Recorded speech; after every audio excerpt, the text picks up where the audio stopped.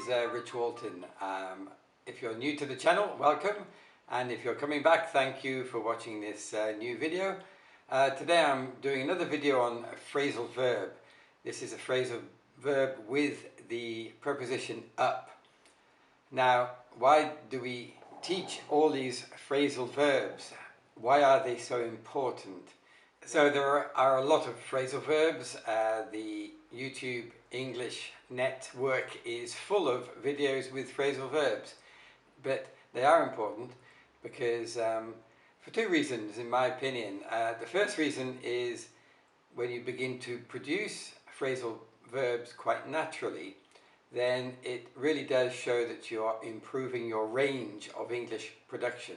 That is, when you're speaking English, using phrasal verbs will be more natural, as if you are speaking like a native speaker.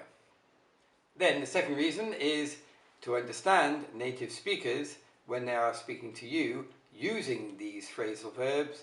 Very often when you're listening and you're having some problem with a verb in the sentence, with a question, with watching a film or watching a television program in English, then sometimes these phrasal verbs are the problem. That is, you don't understand them because you've learnt the more regular verb, or you've learnt an alternative to the phrasal verb. So you're going to look at the sentences and then a couple of seconds to look at them, see if you know what they mean. Okay, in this part one, here's the first 10 of these phrasal verbs. Some of these are very common, others are much less common, so hopefully you will learn something new in this lesson.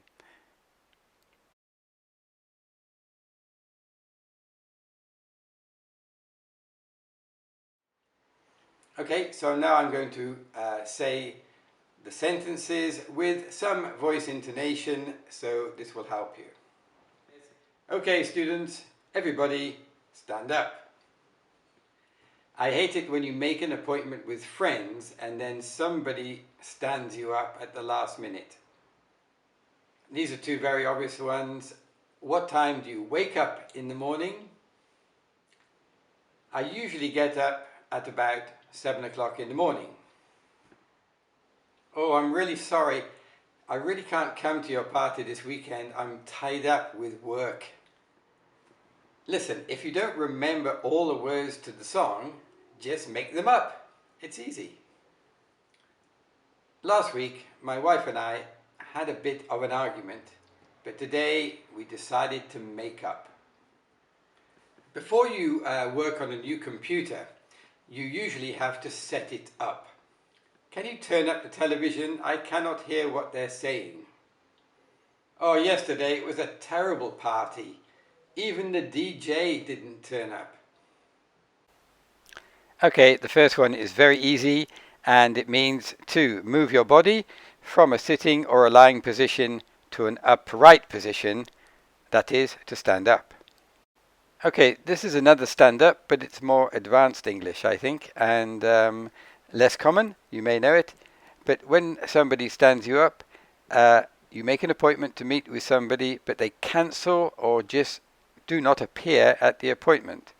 Now, a situation where the context is perfect for this is when two people arrange to meet for the first time, but one does not appear, and therefore later they might say, he stood me up, or she stood me up.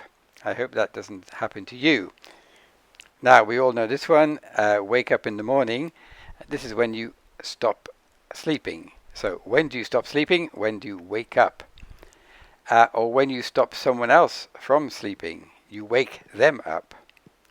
However, a very useful alternative to the verb is a adjective, a wake up, used in the context of a hotel, ask for a wake-up call instead of using an alarm clock. And just one more example here, another sentence. If I feel sleepy at work, I drink a coffee to wake me up. Then I feel more lively. Now this means you're not sleeping, but you're not feeling very lively, so you do something to make you feel a bit more awake. Good. I think you all know this one in the context of to get up in the morning. I usually get up at about 7 o'clock. when you physically get out of bed and start moving and you start your day. But do remember that first you wake up, then the second action is actually to get up. That is, get out of bed. Okay, now to be tied up. Now this has a literal meaning, but this context I'm using here, can't come to your party, I'm tied up with work, means you're busy, you're occupied. So you could say, I'm busy with work. It's a very useful and very common use of the phrasal verb, to be tied up. Okay, just 4 to go. This makeup is, there's quite a few makeups, but this one is the context of when you invent something. So in these sentences, you don't remember all the words, you just make them up. It means you just invent them. So it's a useful phrasal verb, this one. Right, do you ever argue with your partner? Well, I do, and this is a good sentence. We had an argument. Today we decided to make up. And it means, in this context, we decided to become friendly again. So when you become friends again, you make up.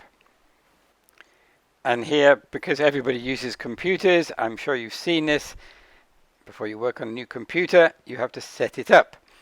So this means to prepare something, prepare it or make it ready for use in this context. Last two, turn up the television.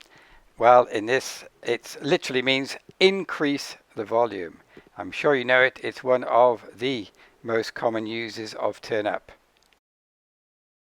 And the last one, the DJ didn't turn up. Terrible party. So it means, in this context, the DJ did not appear. He did not come as expected. He didn't arrive at this party. Now, you can use this in the affirmative when somebody does arrive who is not expected. As per the example, guess who turned up at the party yesterday? John Williams. I haven't seen him for ages. So he came, but he was not expected. Anyway, those are a few extra phrasal verbs with the preposition up. I'm sure you know some of them, and maybe the others will just increase your range using these wonderful phrasal verbs. So if you like the video, please like it or share it with friends, and subscribe if you are not already subscribers. Thank you, and we'll see you in another video soon. Goodbye.